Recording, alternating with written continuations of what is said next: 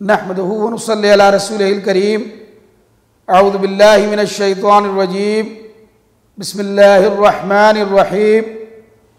واعتصموا بحبل اللہ جميعا ولا تفرقوا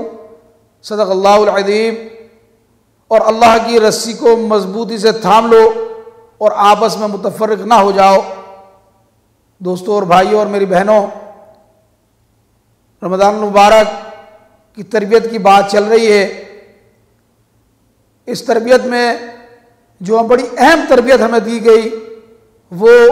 اجتماعیت کی تربیت ہمیں سکھائی گئی۔ وہ تربیت ہمیں دی گئی کہ تمہارے اندر ایک یونٹی رہنی چاہیے، کہ اللہ رب العزت کو یاد رکھیے، اگر صرف اپنے بندے کا تقوی مطلوب ہوتا تو وہ انہیں حکم دیتا کہ جاؤ اور 30 روزوں کی گنتی پوری کر لو، تقوی تو تمہارے اندر آ جائے گا۔ لیکن اس رب نے ایسا نہیں کیا، بلکہ اس روزوں کی مدد سے، رمضان کی مدد سے وہ میری اور آپ کی جو تربیت کرنا چاہ رہا ہے، وہ میرے اندر یونٹی قائم کرنا چاہ رہا ہے۔ اسی لیے اس نے کہا کہ اس کا 1 مہینہ مختص ہے، وہ ہے رمضان المبارک، جس میں تم نے روزے رکھنا ہے۔ تم چاہے مشرق کے رہنے والے ہو، چاہے تم مغرب کے رہنے والے ہو، تم شمال کے رہنے والے ہو یا تم جنوب کے رہنے والے ہو، تم سب نے 1 مہینے میں روزہ رکھنا ہے، تاکہ ایک نظر آئے کہ یہ ایک مسلم امہ ہے، اور اس میں ایک اجتماعیت کی فضا تمہاری جو ہے وہ نظر آئے۔ میرے دوستوں اور بھائیوں، رمضان المبارک کی اجتماعیت امت مسلمہ کو درس انقلاب دیتی ہے، اور یہ موقع فراہم کرتی ہے کہ وقت فرعونوں اور نمرودوں کو بارور کرا دیں کہ دیکھ لو، امت مسلمہ اگر ایک محبت اور یگانت کا مظاہرہ کر کے اپنے اپنے معاشروں کو دروس خطوط پر ایک طرف موڑ سکتی ہے 1 ماہ کے لیے، تو یہ دن دور نہیں کہ جب زمین کا سینہ مشرق اور مغرب، شمال اور جنوب، ہر سمت اسلامی تہذیب کا سورج کی روشنی سے یہ سب منور ہو چکا ہوگا۔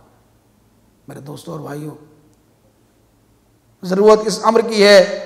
کہ جس طرح ہم نے محبت کا، بھائی چارگی کا، ایک ہونے کا اظہار یہاں اس رمضان میں کیا، ہم نے کالے اور گورے کا فرق مٹا دیا، ہم نے عربی اور عجمی کا فرق مٹا دیا، ہم نے دیکھا کہ ایک دوسرے کو جناب علی افطاریں کرائی جا رہی ہیں، ہم نے دیکھا ایک دوسرے کے دکھ درد میں شریک ہوا جا رہا ہے۔